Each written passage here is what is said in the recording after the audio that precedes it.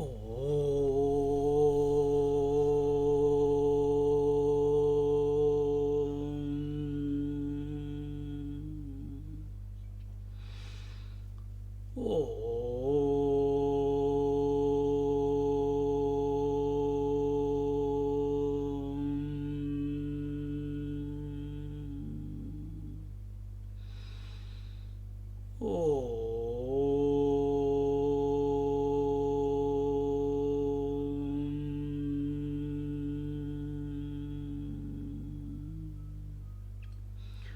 गुरुर्ब्रह्मा गुरुर्विष्णुः गुरुर्देवो महेश्वरः गुरुः साक्षात् परं ब्रह्म तस्मै श्री गुरवे नमः तस्मै श्री गुरवे नमः तस्मै श्री गुरवे नमः.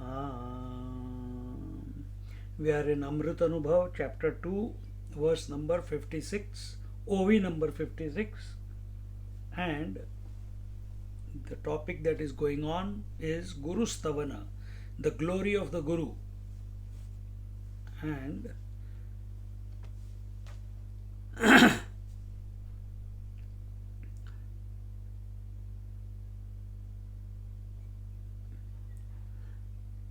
here in the 56th verse he says, in such a state of non-dual existence, how has the Guru Maharaj created the Guru-Shishya relationship as if they were two is explained in the next OV. Kaisa apana ya apana dovina soirepana hachi yahuni vilakshana nahi namohe. It is indeed a wonder as to how he can express duality without being dual. Nothing is more wonderful than this, nor will it ever be. This is the Ashcharya. This is the wonderment. What is the wonderment? You must have heard this before. That the Guru is teaching that which cannot be taught, and the Shishya, the disciple, is learning that which cannot be learnt. This is the wonderment. Same way. And another example coming to my mind of wonderment. That spirit which can never be attached to anything, we have taken it to be attached to this body. This is the wonderment. That which can never become anything, the self which can never become anything, yet it is expressing as someone, some personality. This is the wonderment. So here, how can there be a relationship without there being two? Isn't it? One can create an imaginary duality by creating a reflection in a mirror. But when we are looking into the mirror, our attention is not on the person in the mirror. Our attention is on ourselves. In the same way, the Guru, out of his own joy, to maintain the joy of his being, creates the so-called duality in the form of Guru and Shishya. When the Guru looks at the disciple, he has a vision of himself. See, same example. When we look into the mirror, our attention, our awareness is not on the reflection. Our attention is on ourselves, is on our face, if our face is getting reflected. We are looking into the mirror but combing our own hair. We are not combing the hair of the reflection. We are not correcting the mustache like I am doing right now. I am looking at myself on the screen here. दाढ़ी को हाथ लगाया. But where is the attention? It's here on the original. So here it is told that it is a. Then what is reflection? Now think. What is reflection? It is a creation-less creation. It seems to be there. I can see myself being on the screen. But is it the reality? No. But can I see it? Yes. Then that is termed as creation-less creation. This is exactly how the Guru Maharaj has created the two. What is the two? The Guru Maharaj and the disciple. But actually they are one and the same. So when the Guru looks at the disciple, when the mind, look at this, understand it in this manner. Guru, the senses, when they look at the world, because the senses are, therefore the world is. Because the eyes are, so the forms are. Because the ears are, so the words are, sounds are. Because the tongue is, so the tastes are.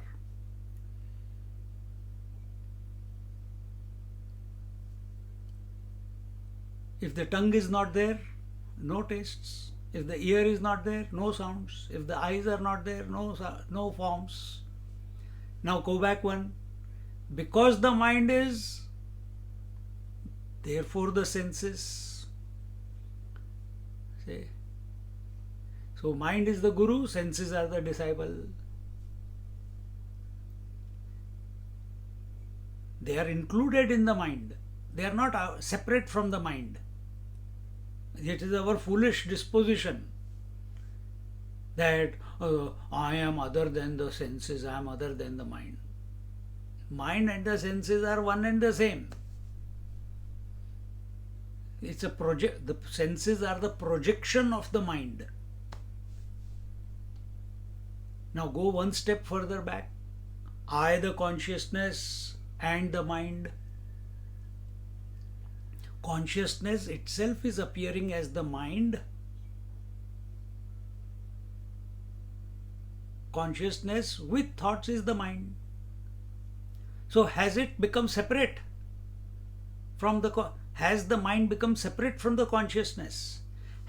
Because we are given a name called ocean, has it become separate from the water? Because we are given a name called wave, has it become separate from the ocean? Because we are given a name called ornament, has it become separate from the gold? Yet we see different ornaments. Exactly the same way,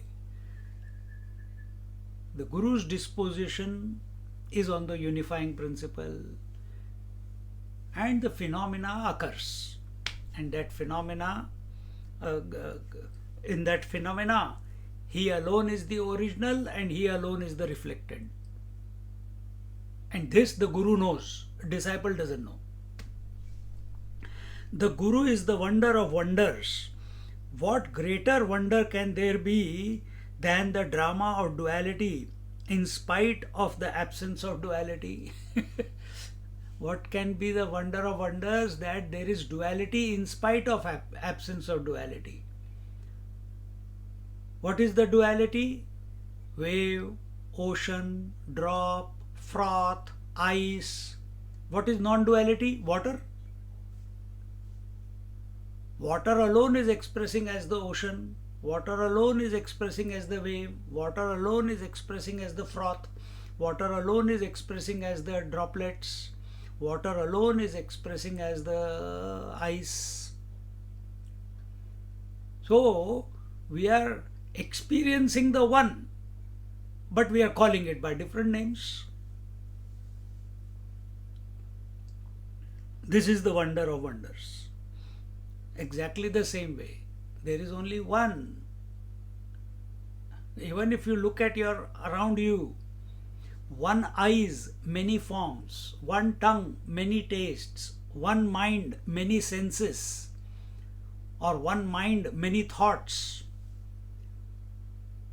Are those thoughts introduced in your mind from somewhere outside? Is the wave introduced into the water from outside? Or is it the water alone? It is the water alone. Start contemplating in this manner. The mind cannot reach any conclusion then. These words, the way it has been explained, in wonderment we become silent. See, the mind is unable to come to any conclusion in wonderment. It's inexplicable.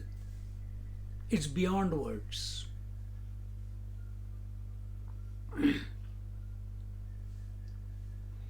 The Guru is the wonder of wonders. For what greater wonder can there be than the drama of duality in spite of the absence of duality?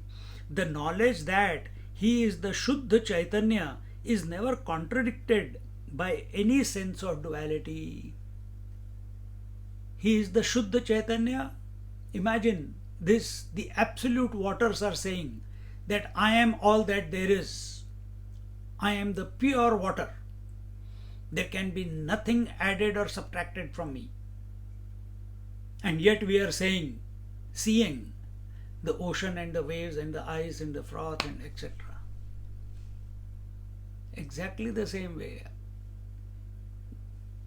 What is our true nature? We are of the nature of Shuddha Chaitanya, pure consciousness. Guru Maharaj knows that. How does he know it? He does not know it through the mind. He is. He knows it without the thought, because that is his nature. When you look at yourself in the mirror, do you keep thinking, oh, I am reflecting, I am reflecting? No, you don't. That dialogue doesn't go through your mind. You don't have to work out, oh, should I work on the reflection or should I work on myself? This thought doesn't come in your mind. Which one is real? The one inside the mirror is real, or the one on this side of the mirror is the real one? This doubt doesn't come in your mind. Exactly the same way. There is no doubt in the mind of the Guru Maharaj. Therefore, he is pure consciousness. Therefore, he is not trapped by the reflection. Therefore, even though he is appearing as the Guru and the Shishya, he is not in the clutches of the Guru and Shishya. He is ever abiding in his pristine nature, just like the water is ever abiding in its original self, the water. Let the ocean come and go, let the waves come and go, let the ice be formed or melt. There is no change in the status of water. Let the ornaments come and go, most expensive, least expensive, the gold remains the same, no change in its status. He is the Shuddha Chaitanya, is never contradicted by any sense of duality. Now, if it is clicking at this moment, whatever is being told, even at the intellect level, if it is gelling, then live it in the world, no? That will be the application. Don't go around again creating relationships. Don't go around creating possessions.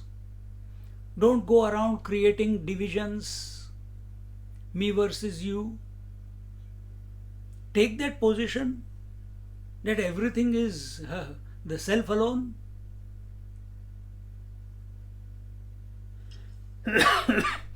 That will be the application of it. We have to try. Many times we will slip. Many times there will be challenges. It's only question of time. Once the mind comes to know that there is no escape from this contemplation, it will start making that a reality. It will go back to its source.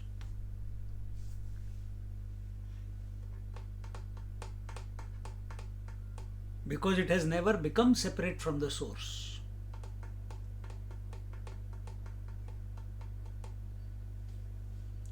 The truth is neither Sat nor Asat, neither existence nor non-existence. The Sadguru is never caught in the frame of relative existence or relative non-existence. So where is existence, non-existence? Where is Satchit Anand, the idea of Satchit Anand? Where is the name? Where is Guru and Shishya appearing? Where is this wonder? Is it in the self or is it in the mind? The mind can get into confusion. The mind can get into wonderment. Never the self.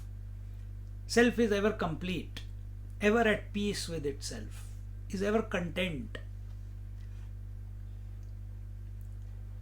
So all this language, so many, such a thick book of Amrit Anubhav, it is for whom? It is not for the self. It is not for the Guru Maharaj. Then for whom? It is for the Shishya. It is for the mind. It is for the disciple. Because disciple is the one who is thinking he is incomplete. Guru has no doubt that he is all that there is. And therefore, from Guru's point of view, from the pure consciousness point of view, you can't even call it pure consciousness. You cannot call it Sat. You cannot call it Chit. You cannot call it Ananda. You cannot call it self is, the truth is existing. The truth is non-existing. Nothing can be said. No words can stick to that which is always. This is the limitation of the language. Language is limited. It begins and ends. And with that which is finite, we are trying to explain which is infinite.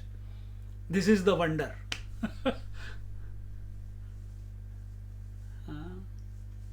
Recognize this about yourself. When you understand this and it's clicking, it's gelling, then on the seat of meditation, what will you try to do? Then will you gain anything by going to the seat of meditation? Will you lose anything when you are functioning in this world? Will you try to run away from the world? Will you try to get involved in the world? If the self is that which is ever complete, if self is that which is the only ingredient, there is nothing else apart from it, then what meditation? Then what yoga? Then what seeking? Then what realization? All these ideas are presented only for the one who feels he is limited.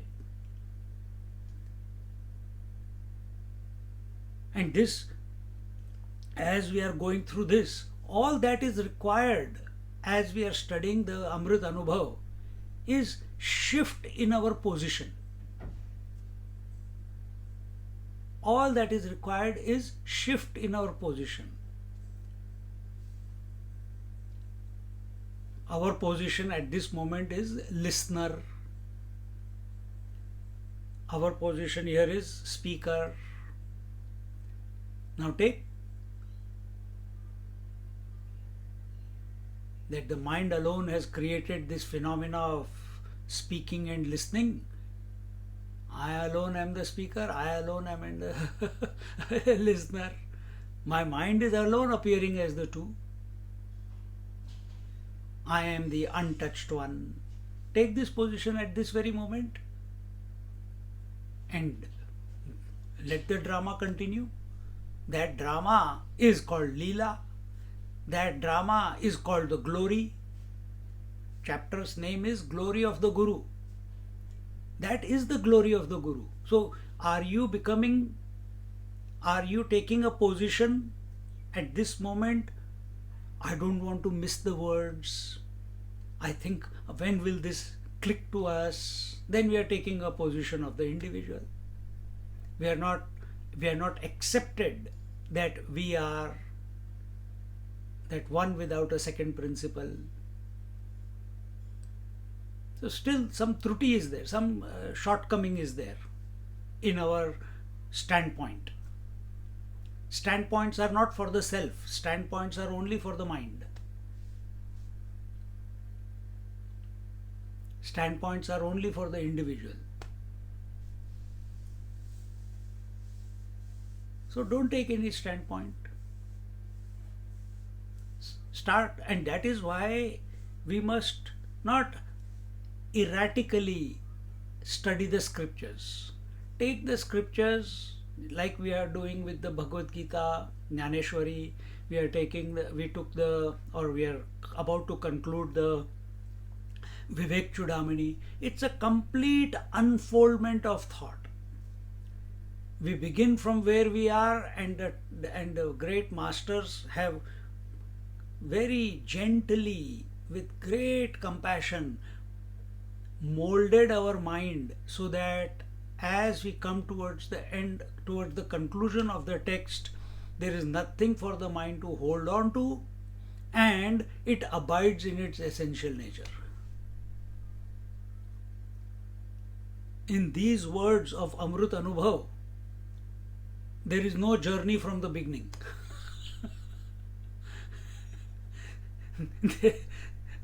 Because it is his experience of realization. So how can realization begin and end? It cannot begin. So from the beginning of the text, he is taking the position that he is the ultimate one, that he is the realized one, that he is the Guru, the Guru, that Guru is none other than the Paramashiva, that Paramashiva alone is expressing as if as the Shiva and Shakti, not as if, as Shiva and Shakti. Okay, the phenomena you cannot stop, it's happening. When we are to hear, there is a speaker and there is a listener. Phenomena is going on. But do we get lost in the phenomena? When the husband comes in front, wife will express. Do we get lost in the wifehood, or we remain as a woman? That is the name of the game. And he is taking this position all the time.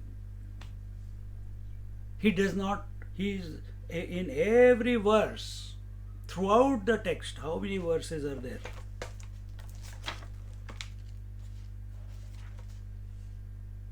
Throughout the text. Oh, too many. There is no conclude. Every chapter has different numbers. So I don't know how many verses total. The entire commentary or the explanation that is coming is only coming from the from the disposition that everything is one. So the Sadguru is never caught in the frame of relative existence or relative non-existence. Sat Asat is only at the level of relativity. Relativity is only possible for the mind. For the wave, there is totality and individuality. For the ocean, everything is included in it. So no desire. There is oneness. For the water, it's absoluteness. Not even an idea of ocean and wave is there in the water. So what is your position? Is our position that of the virtual husband, wife, brother, sister?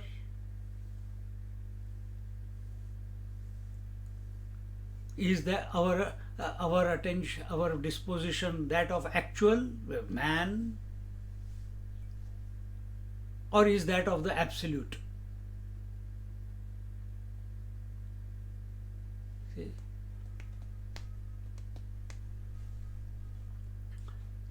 Although he is so great, he also suffers. How? Although the Guru is great, he also suffers. जग आघवे पोटी माये गगनाये वडा हो निठाये कीतेची निशी साहे नाही पणाची.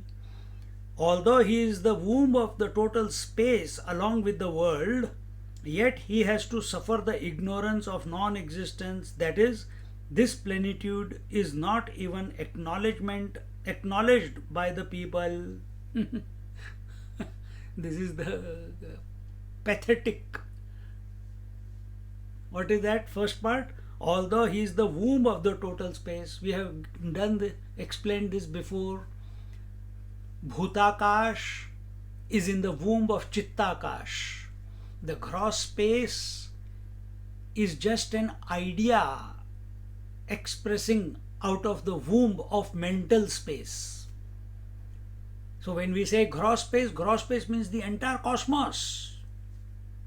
It's only a imagination in the mental space, a projection of the mental space. The mental space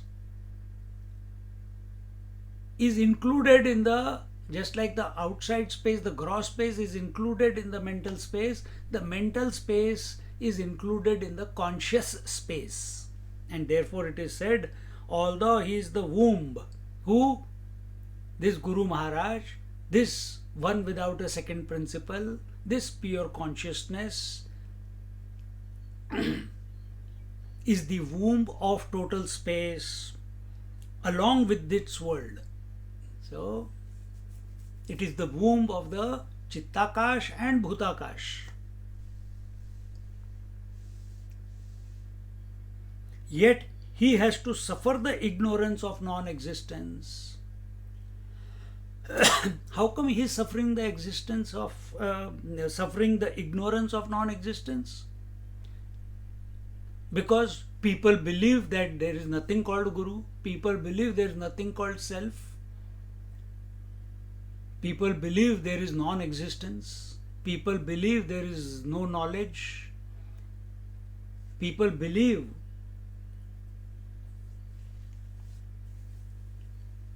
whatever they want to believe.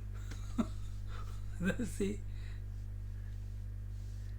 So and why do they believe in non-existence? Why they believe in limitedness? Why do they believe in avidya kam karma? Why do they believe in space-time objectivity conditionings? Why do they believe in this, the five panchakoshas, the five sheaths, which are limit, which are limiting in by nature?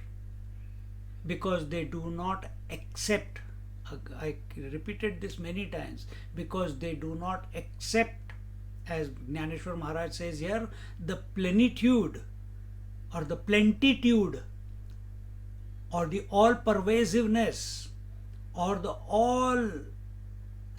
infinite being of this pure consciousness. The infinite being of this pure consciousness, and that I am. Essentially, this we are not accepting. Therefore, the words like Sat, Asat, Chit, Achit, Anand, Dukha, Nitya, Anitya, Shuddha, Ashuddha, Mukta, Bandha, all these opposites come about. As long as we have not accepted it and we accept that I am that without a thought, till then language will be there. And in the language, where is the language? Where are the ideas? Where are the expressions? Where is the communication? It is only possible through the mind. And where there is mind, there will be opposites. It is a product of opposites. If there are no opposites, there is no mind. This non-duality that the Guru is and the joyful plenitude of his grace is not recognized or understood by the ignorant ones. So the grace is everywhere all the time. I have explained this before also. The signal of our phone is available all the time. But if we have kept the phone off or it is not charged, huh?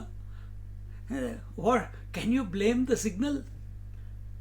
I think the grey electricity company, the Vodafone or the Airtel or whatever, they are not purposely they are doing this to me. Why they are doing this to me? Arey Baba, you have not charged the phone. You have not made the phone on. You can't blame the reality. You can't blame God. You can't blame the Ishvara.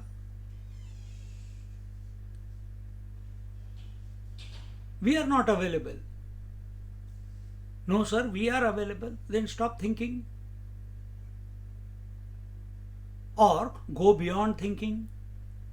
Accept yourself to be the one in spite of the thoughts. No. How can that be possible?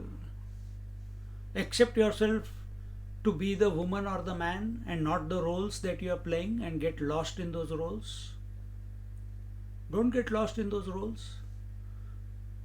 But what can I do? It automatically happens. That keep complaining all your life. Who can help? It is our non-acceptance of our essential nature. In other words, non-apprehension of our reality, which brings about the misapprehension, the projection of duality.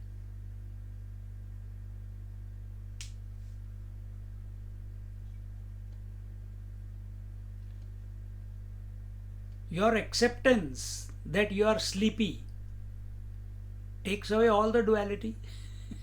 Multiplicity of the world. Every night it happens. And you choose, you allow, well, it's not even choose, but yes, you become available to the sleep. Why don't you become available to yourself as you are? Why so much resistance? Why so much of fight back?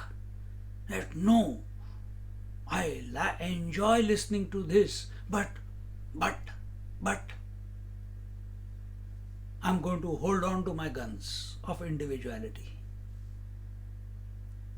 and keep bombing the duality and and that bombing is complaining how it is not possible, how it is so difficult. And then blame the Lord, blame the Guru. I think he is not the right one. Let's change the Guru. No, this God, I think he is not the right one. Let me change the God and see if it works. This is what we do. We change houses, we change the rooms, we change the seat, we change the bed, we change the directions of our altar.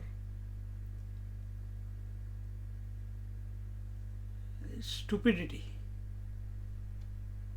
The root cause is we are not accepting ourselves as we are. The space contains the total world, but the space with its content is contained in the Guru. Guru, pure consciousness, conscious space. Guru is conscious space. So, the space, which is the space again with all its contents, the mental space with all its contents. What are the contents of mental space? past, present, future, waking, dream, sleep, avidya, kam, karma, time, space, objectivity, and what is the contents of the gross space? The entire cosmos with all its variety. All this is contained within the conscious space, within the is contained in the Guru. It is the Shuddha Chaitanya that is supporting the total space. I already explained. Yet, strangely enough, it appears as if the space is covering and hiding the Guru to such an extent that his very existence is disregarded. The wave and the ocean are accepted to such an extent that the water is disregarded. The ornament is accepted to such an extent, the phenomena is accepted to such an extent that the gold is disregarded. When we go to a jeweler's shop, we are not buying gold as customers. We are buying the ornament. You are paying through your nose for the ornament. And God forbid you have to go back because of trying circumstances and have to sell that ornament back. Suppose you bought it for $10,000, the ornament, the necklace, and now you need the money, so you go and sell it back. How much will you get back? What is the goldsmith buying back from you? Is he buying the ornament back or is he buying the gold back? He's very clear. He's going to buy back the gold. He will weigh, he'll give you $4,000 or $5,000. Then why did I pay so much? Your fault. You got attracted to the form. His attention is on the original. Your attention is on the phenomena. Guru's attention is on the original. A Guru is the original. Our attention, the seeker's attention, the disciple's attention is on the phenomena, the mind. And he's so caught up in the phenomena. I have to do yoga, I have to do pranayama, I have to do meditation, I have to study scriptures, I have to do this, I have to do that, do, and exhaust himself. But he is not ready to accept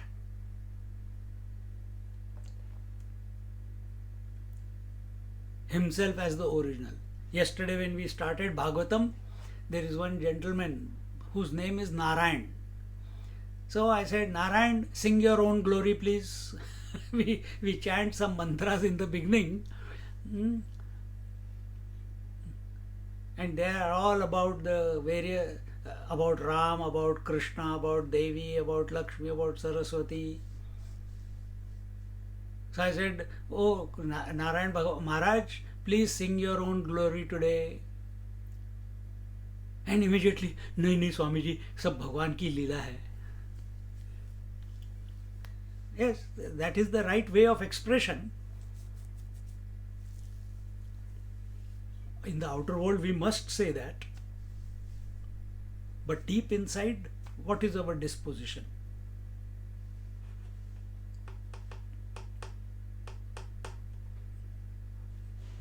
When I say, Narayan, sing your own glory, that is what is happening. This entire thing is Shiva's glory, Shiva Parvati glory, or the Paramashiva's glory.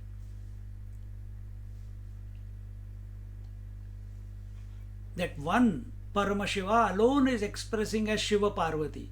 That one alone is expressing as Guru Shishya. That one alone is expressing as the Atma, the spirit and the matter, the consciousness and the mind. Are we aware of this all the time? Or we get lost in the, अरे मेरे को ये करना, मेरे को वो करना, I have to do this, do that, and lose the plot. Only once we have to accept it, once it has to click, that's all.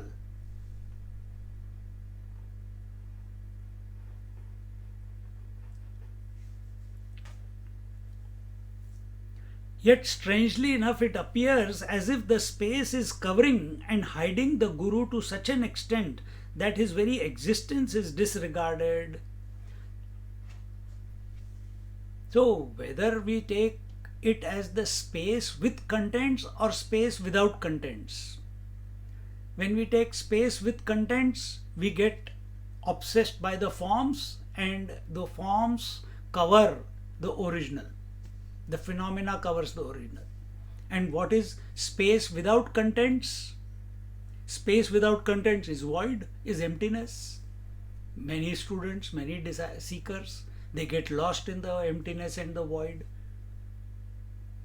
on the seat of meditation.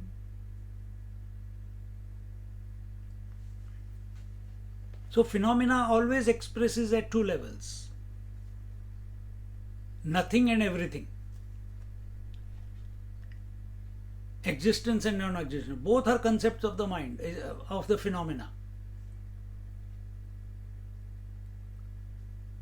Everything is waking and dream, nothing is sleep. And where this is happening? In the space of the mind. And who are you? Who knows that this is going on? That you are other than this. And this is your daily experience. Yesterday you were waking and dreaming, and yesterday you were also, you know that you went to sleep. So if you have known that these three states came and went, then you must be separate from these states, three states. Are you aware of that at this very moment? Yes, sir, because you reminded. We have to maintain that position. It's not a position which you can hold on to, because this position is not other than you. It is your nature. It is a disposition. It is not an acquired position. It is not a specific position. The more specificity is diluted, automatically that which is non-specific, which is our nature, reveals itself.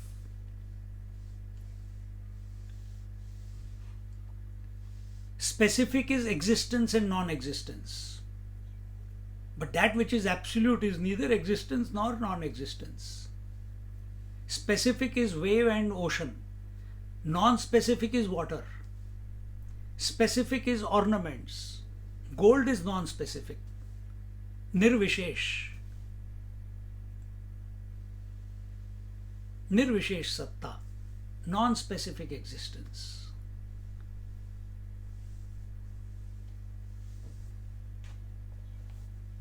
And above all, the world is accepted as the reality, but the divine presence is doubted. World is accepted as reality, the body is accepted as reality, the virtual ghostly roles of father, mother, daughter, sister, who don't exist, yet they are accepted as reality. Kam, Krodha, Lobha, Moha, Mada, Matsarya, anger, greed, jealousy, envy, hypocrisy and arrogance, they are not existing, yet they are accepted as reality. Past, present, future don't exist, but they are accepted as reality.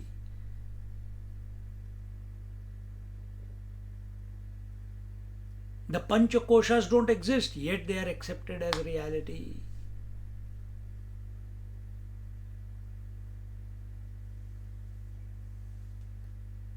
But that which is ever present, because all these things which I just said, they come and go. They are not permanently there. Waking, dream, sleep, they are not permanent. They come and go, come and go.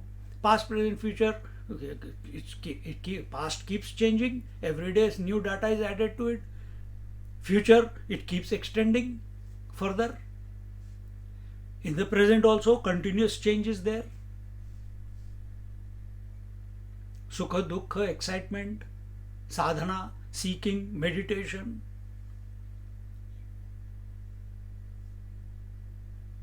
And that which is, and it says here that, where are we? But the divine presence is doubted.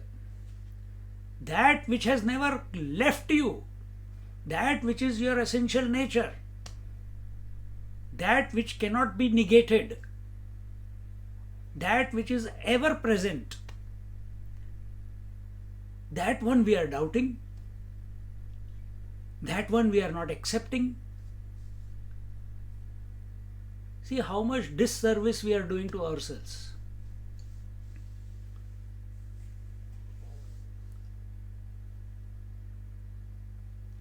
And above all, the world is accepted as the reality, but the divine presence is doubted.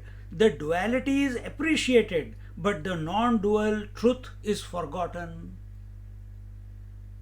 And instead we are appreciating the phenomena but forgetting the original. We enjoy the waves but forget the water. We enjoy the ornaments but we forget the gold.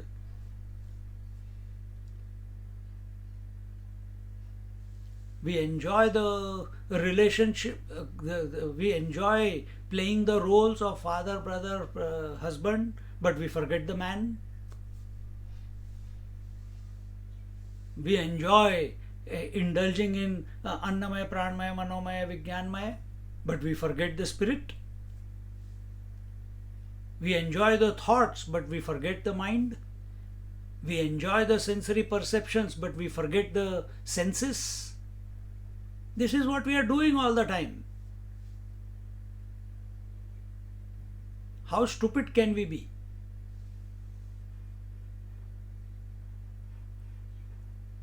This is only because we have given, and nobody is saying, as he says here, that duality is appreciated. Duality is a phenomena. If you want to appreciate that the original. If the duality is not reminding you of the original, the substratum, the foundation, then we have lost the plot. Oh, how wonderful ornament! If we are obsessed with the ornament, attracted to the ornament, we can be cheated. Because maybe he charges you $10,000, but all he has done is use the bronze and covered it with a layer of gold. And you didn't even bother to check whether it was pure gold.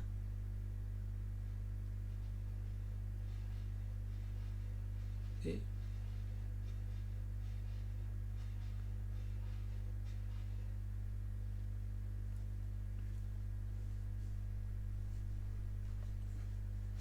So, when we get lost in the multiplicity, in the duality, in the phenomena, to that extent, and this is possible, being lost in the phenomena is possible only when we have forgotten our essential nature. And essential nature is not an object to be, a destination to be reached. The essential nature is not that now I give up the world and I reach the self. It's nothing like that.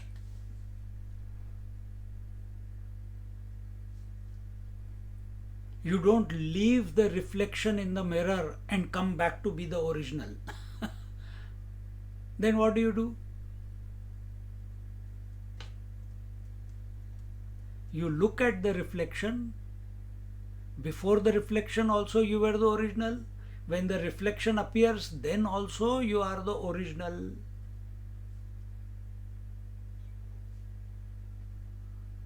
So are you remembering that you are the woman even when wife is expressing? Are you aware of being a woman even when the mother is expressing? Take one step back. Are you aware You are the pure consciousness even when the mind is expressing. Because you cannot stop the phenomena. If husband comes in front of you, wife will express. You cannot stop it. No, from today onwards I will become the mother. Big problem.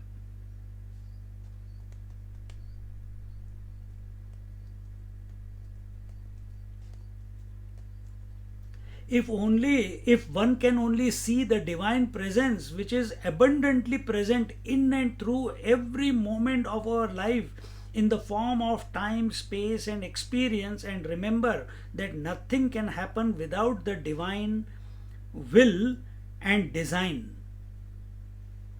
So it is not that we are going to retract our mind from the phenomena and apply it on the original, on the self, on the substratum. Then what is happening? We don't want to get involved in the phenomena. Why? It distracts. It is not the original. No. The reality is all inclusive. Reality is one without a second. You cannot remove the wave in order to get the water. You cannot remove the ocean in order to get to the water. Wave is nothing but water, essentially. Ocean is nothing but water, essentially. Ornament is nothing but gold, essentially. You are nothing but the infinite spirit, essentially. What are you going to get rid of?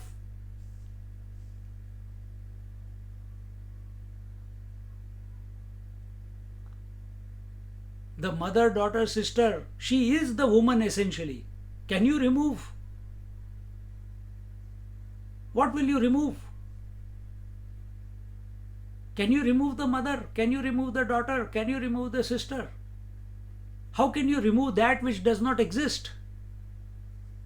How can you remove the reflection? Can you remove your reflection from the mirror?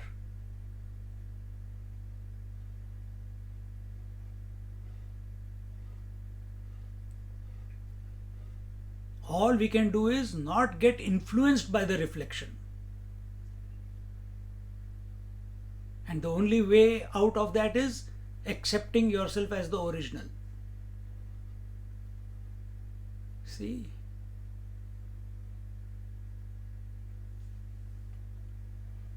Just contemplating on this, we are there.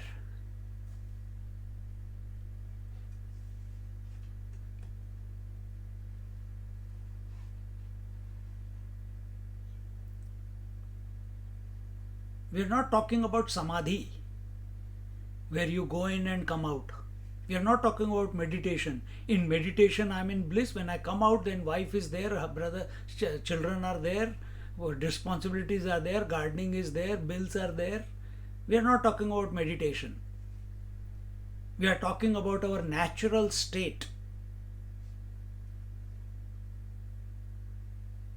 And that natural state is all inclusive. Why we are using the word all inclusive? Because we feel that this world is too big and so many things I have to get rid of in order to get to the self. No.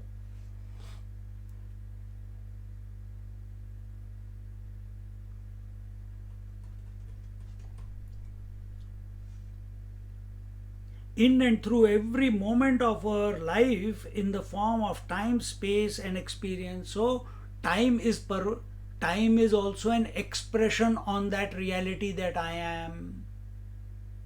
Space is also an expression on the reality that I am. Space I have already explained. Time is sequence. Sequence is where some one after the other, 1 unit, 2 unit, 3 unit, 4 unit. One thought, second thought, third thought, fourth thought, fifth thought. Where is the thought appearing?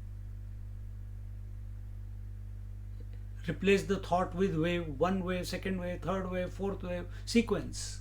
Time is created. If you saw the movie called Papillon, during the Second World War. He was on the island as a prisoner. He wanted to escape from there. Dustin Hoffman. And he sat on the cliff and he kept watching the waves. And then he calculated. After certain number of waves, a huge wave comes and then goes away. So after every 30 or 12 or whatever the count was, a big wave comes. And one day he formulated a plan that when that big wave comes, I'm going to jump into the waters below and that wave will carry me out into the open ocean. See? Sequence. So where is the sequence of the waves? On the original called the water. Without water, sequence of waves is not possible. Where is the sequence of thoughts? Where are the thoughts appearing? In the mind. And what is mind? Nothing but consciousness. When the sequence appears on the consciousness, that consciousness is now called the mind. So, time is nothing but the reality. Space is nothing but the reality. The entire phenomena that is taking place is nothing but the reality. In Vivek Chudamani we saw the Nimitta Upadana Karan. This thought comes only in Vedanta. Nimitta, the creator and the created, both are one.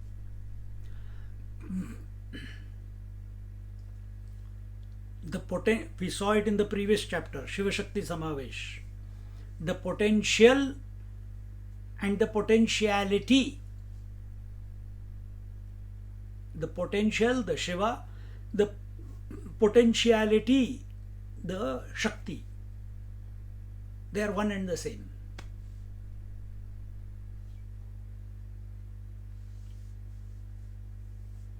The spirit, the pure consciousness, the self that I am, and the mind is essentially the same.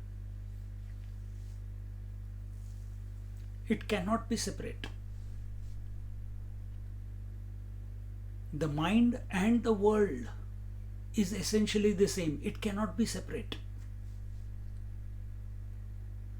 Oh, then I've been wasting my time doing all the sadhana. Yes.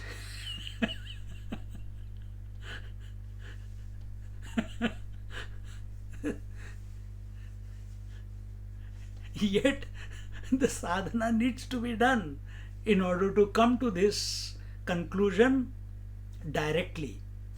We have to have aparoksha anubhuti, direct experience or direct experienceless experience, wherein we never sway from our original self. We understand this phenomena is going on. Teacher will also express, the disciple will also express. The waker, dreamer, sleeper will also express. The waking world, dream world, and absence of both will also express. But getting lost in the phenomena, this the individual does, and realized masters like Jnaneshwar Maharaj, Nivrittinath and others, they see it all as the Leela of the self, Leela of the divine, Leela of the Guru. It's the divine play.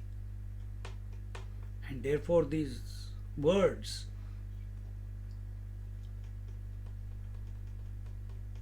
that in and through every moment of our life in the form of time, space and experience, and remember that nothing can happen without the divine will and design.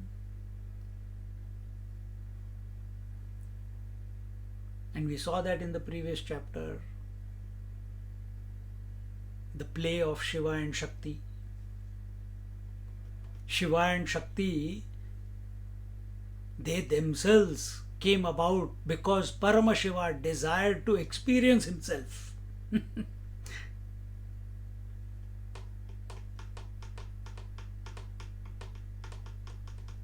And the moment he wanted to experience, why can't he experience? He is one without a second.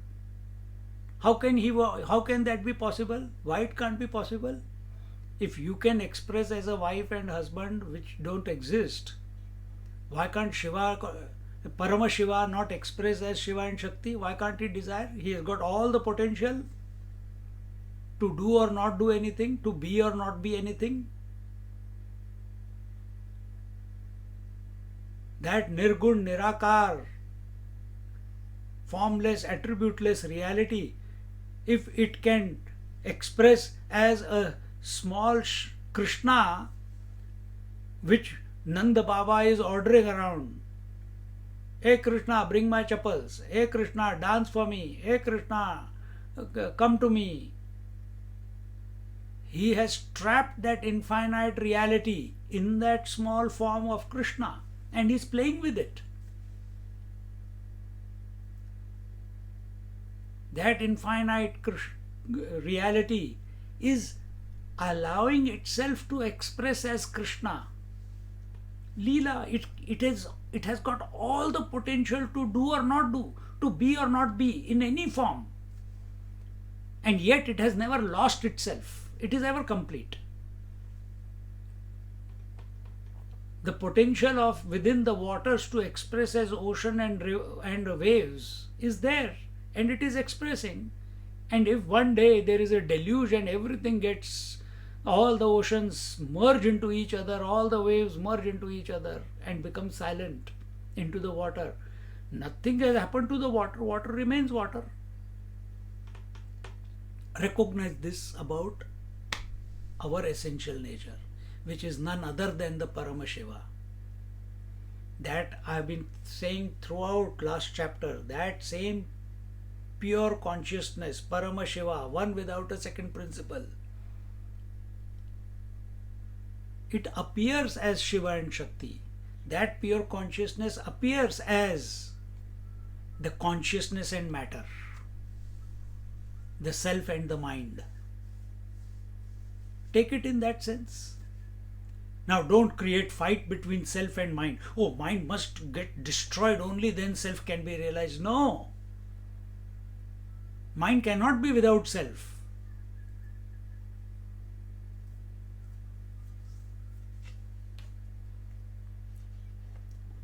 And nothing can happen without the divine and divine will and design. There is no place for the vanity of achievement and guilt of failure. Everything that is, we don't accept that everything that is happening by the divine will. In retrospect, we may come to a conclusion that whatever happened in my life, that I went away from home, that I went to different countries, that I had these experiences, that I had this accident, or I met this person or that person. In retrospect, we say, oh, everything happened for a reason. That's why I'm where I am today. God's grace. But while it is happening at this moment, are we recognizing that it is, whatever is taking place is because of the divine will? The divine will is making this phenomena speak. The divine will is expressing as the other phenomena on the other side of the screen to listen. So where is our attention? Is our attention on the words, or are the words reminding us of the divine? Important is the divine. Important is not the words, because words can be expressed or there can be silence. Because there are words and there is silence, divine does not become available. The divine does not lose anything when the words are expressed. And the divine doesn't gain anything when there is silence. Divine is complete. And that is my essential nature.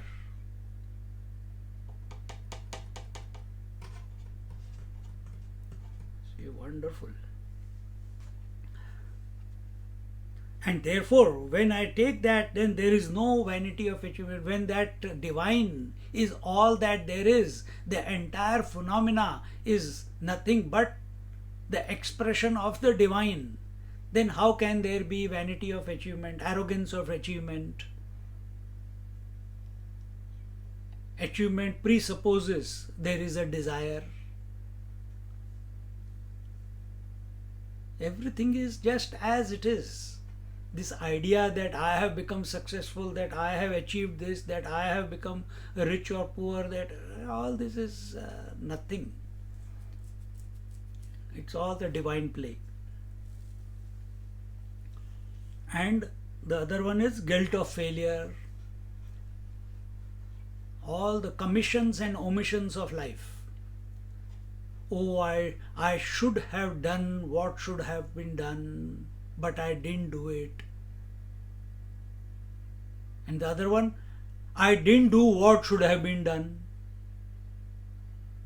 Omission.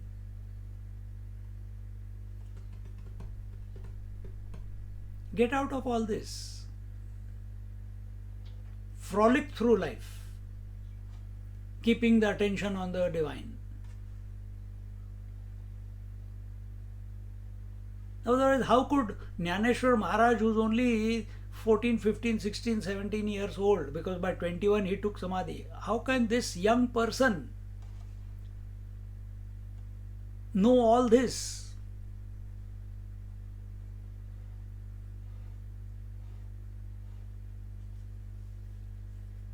How his brother Nivrittinath could know all this? Sopandev, the third brother, and the Muktabai, the youngest.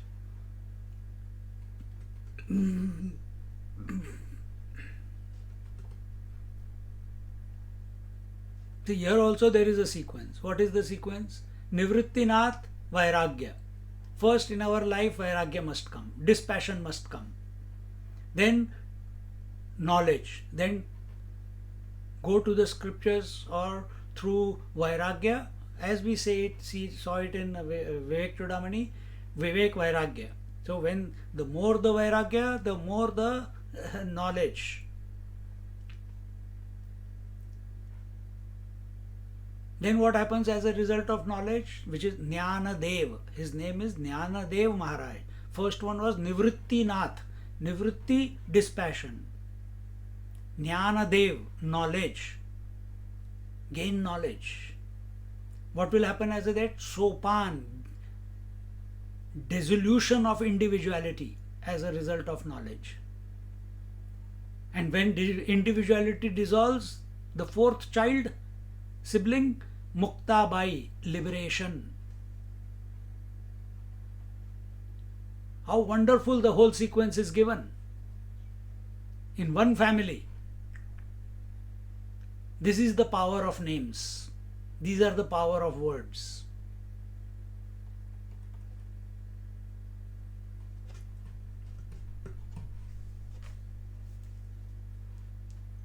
What is more, the Lord's strong arms will be ever ready to lift us over the hurdles in life.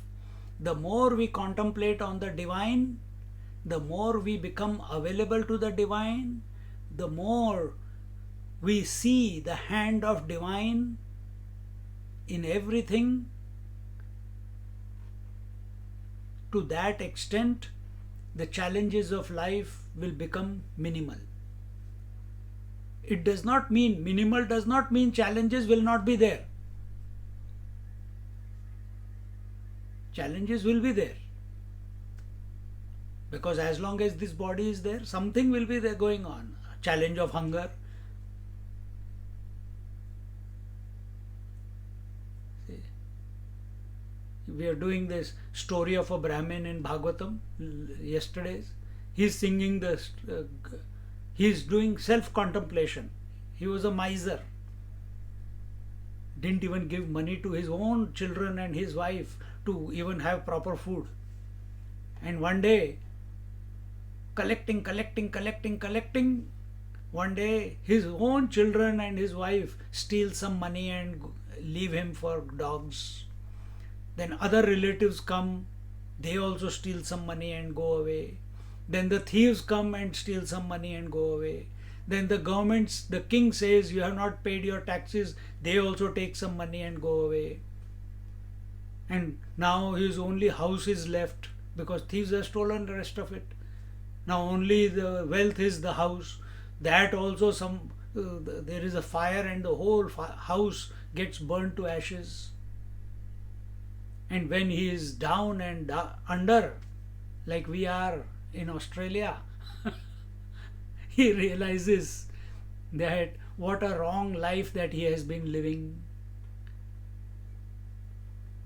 And because of the karmas that he did, actions that he did, the world is prosecuting him, they are torturing him, troubling him.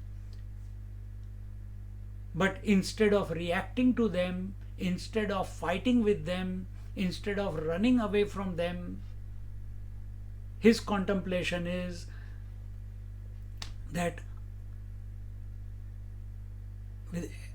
as Kunti said, O Lord, give me more difficulties so that I remember you constantly.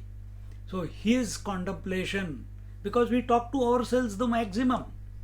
So this Brahmin's contemplation is that all this is the divine providence.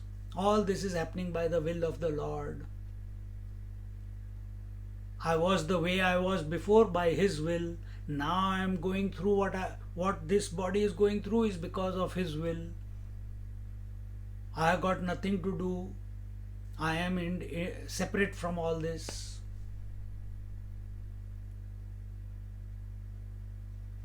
So same way, here, what is more, the Lord's strong arms will ever be ready to lift us from the hurdles of life, from us over the hurdles of life. On the other hand, the Guru, the Paramatma, is not recognized at all, and therefore he suffers the night of non-recognition by the whole world. See, you must have heard this story that one devotee was there of the Lord, and he said, Lord, you always walk next to me. And the Lord says, yes, don't worry, I'm always there with you. And whenever he used to walk on the beaches, and he used to see that his pair of feet is there, imprint, and the Lord's feet is also there.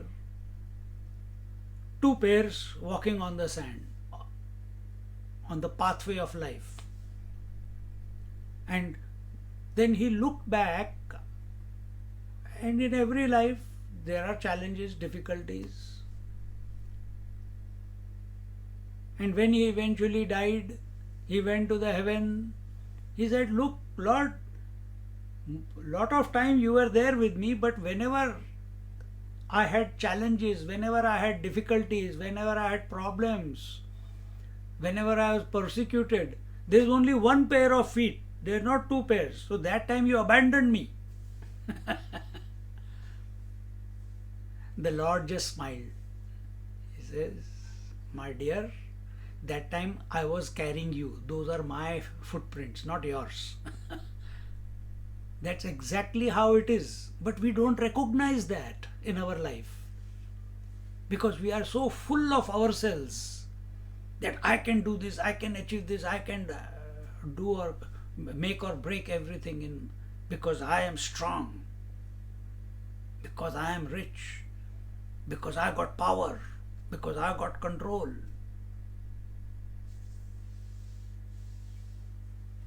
And therefore, on the other hand, the Guru is not recognized at all.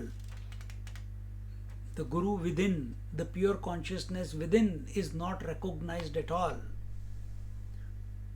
and therefore he suffers the night of non-recognition. Guru cannot suffer, but this is just a language. So what is the language? Jnaneshwar Maharaj is saying he is suffering the, so in other words, we are suffering the non-recognition of the Guru Tattva within ourselves. Because the moment we recognize the Guru Tattva, all suffering ends. Till we don't recognize the pure consciousness, the Guru Tattva as our own essential nature, till then suffering will continue. And what is suffering? Birth, rebirth, cyclical life. Waking dream, sleep, waking dream, sleep, waking dream, sleep, birth, death, yesterday, today, tomorrow, yesterday, today, tomorrow. Avidya, kam, karma, avidya, kam, karma. This will continue and will persecute us, and we'll keep complaining. We have been complaining all our life. We'll continue complaining. The moment we shift our attention to the divine, or to the Guru Tattva, or the pure consciousness, or the self within, which is our essential nature, or towards the grace of the divine, to the exclusion, ananyas chintayanto mam, exclusively being available to that is like we exclusive to everything in the world, we become available to the sleep. That type of natural availability to sleep. If you force yourself to sleep, you will not be able to sleep. It has to happen naturally. So that type of availability to the Guru Tattva, that is my essential nature. Till this is not recognized, till then the suffering will continue. In this way, when the duality takes possession of our understanding, we forget the non-dual existence that we essentially are and allow the world of plurality to overwhelm us. See? Exactly what we have been saying. When the duality, so when we have not recognized the tattva, the essence, the principle, the foundation principle, as the self, as the Guru, as the divine, then it says, then duality takes possession of our understanding.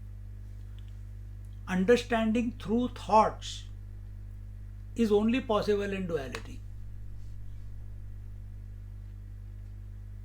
Where there is differences, where there is sense of otherness, where there is I versus you, there only this intellect is functional.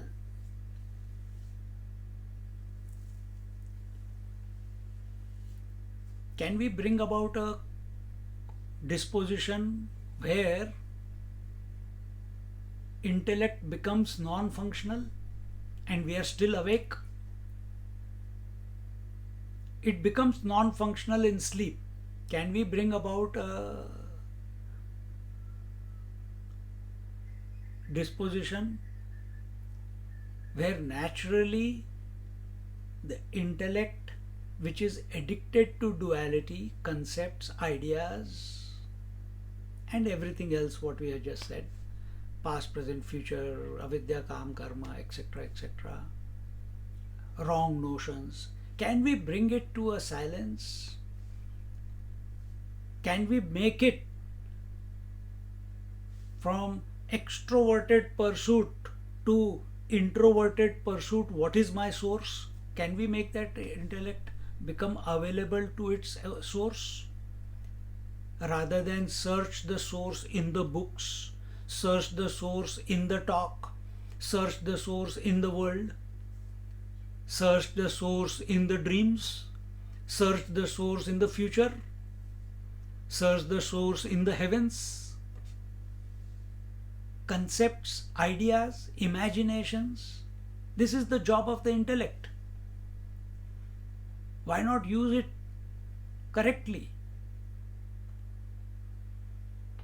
Use it to explore the source. What is that because of which the I is functioning, the duality is functioning? What is the source? What is the substratum? See? So when duality takes possession of our understanding, if we are focused on everything, we are extrovert in our pursuit, not subjective in our pursuit, we are objective in our pursuit, then duality takes possession of our understanding, and we forget. When attention is given to the duality, the differences, the sense of otherness, to that extent we have as if divorced from our own essential nature. So the I which is thought free, the self which is thought free, the self which is independent, I shouldn't say thought free, self is which is independent, supporting everything yet not conditioned by anything. Because of its identification, because of its giving validity to the duality, thinking of the duality, it forgets its essential free, swatantra nature and accepts itself as the individuality which is the result of bondage to the duality. That we essentially are, and allow the world of plurality to overwhelm us. And thus we remain as a slave, as an individual, to this world of duality and multiplicity, trying to work out the puzzle of life, trying to keep the role of mother, the role of father, the role of employee, the role of business owner, the role of waker, sleeper, dreamer, the wave of friend, role of friend. Everything has to be. No, I approach life in an integrated manner. What is life? Approach of life with an integrated manner? Many motivational seminars, many swamis also talk about it. Integrated approach. What is integrated? Oh, I keep a balance between physically I keep myself fit, socially I keep myself fit, mentally I keep myself fit, intellectually I keep myself fit. So intellectually every day I apply to scriptures, emotionally I do the japa and meditation, socially I don't want to give up anything, I want to maintain a balance in everything and dig a grave for myself. Integrated approach. All this sounds very nice because we do not want to accept that we are all that there is. Essentially, we are the spirit. We are that pure consciousness. Non-acceptance of that makes us think in this manner. Because still, what are you doing integration of? Integration of body, breath, mind, intellect. What are you going to achieve? Aprapya manasa saha. The matter can never come to know consciousness. Understand this. Matter can never come to know consciousness. Because matter is existing in its own absence. So as much integration you may do, as much as jigsaw puzzle you try to fix, jigsaw puzzle is only in the matter. Me versus you, all the objects, you can change from one house to the other house. You can go and live in Tirtha Kshetras.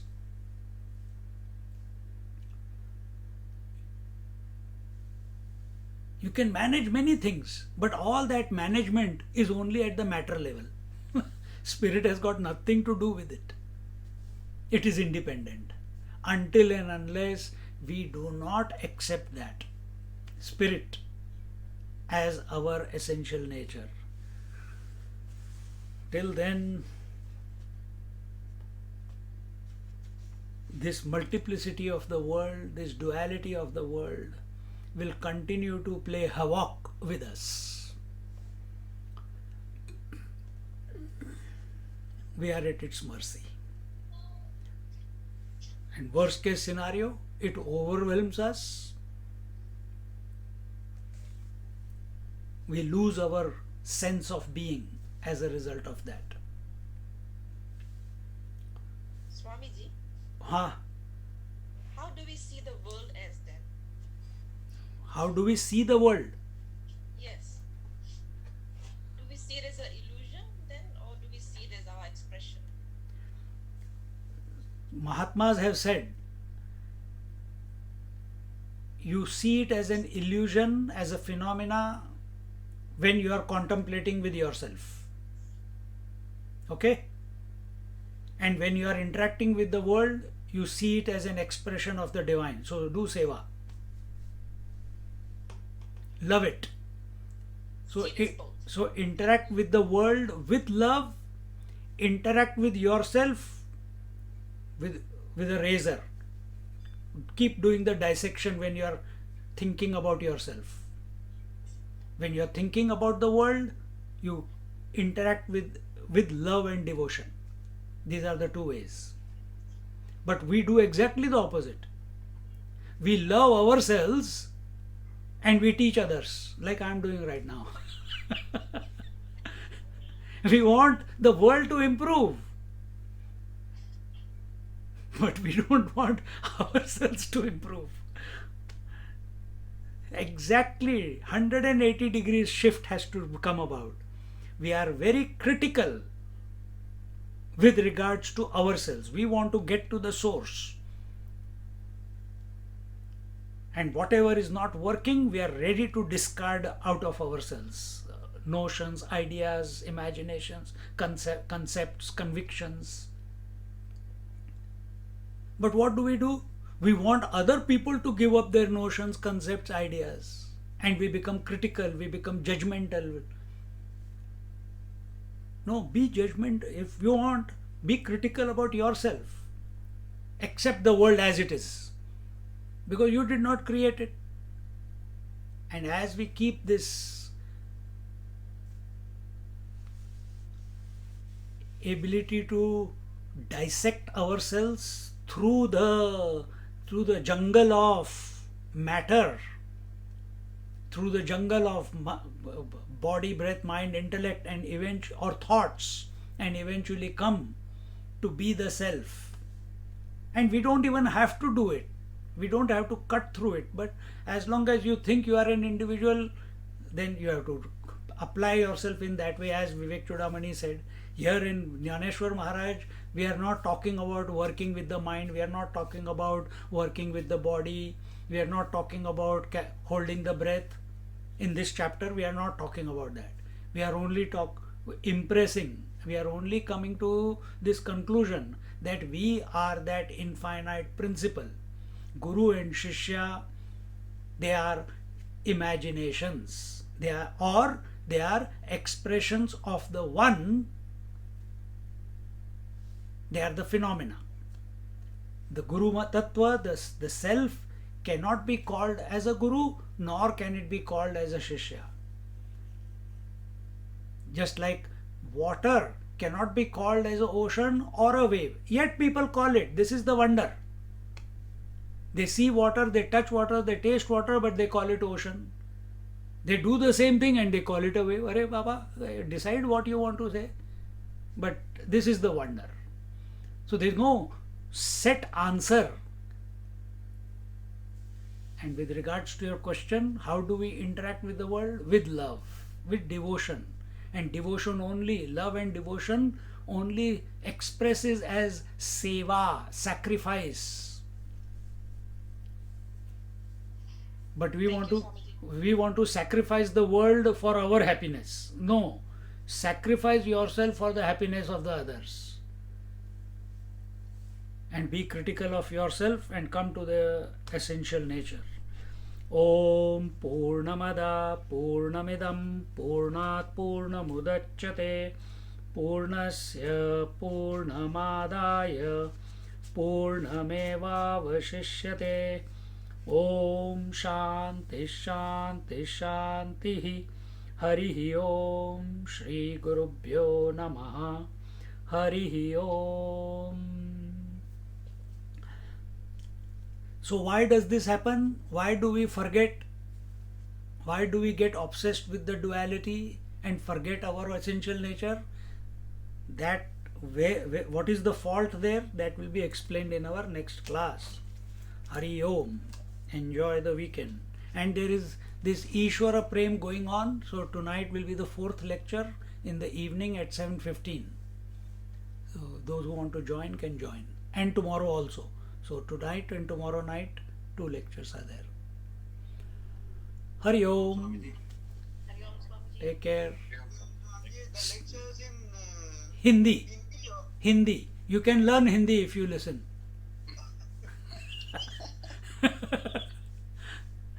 Hari Om, Swamiji. Hari Om, Lamina. Hari Om, Swamiji. Thank you. Stay safe, everyone. Thank you. Mm. Follow the rules. Thank you, Swami. Hari Om. Take care.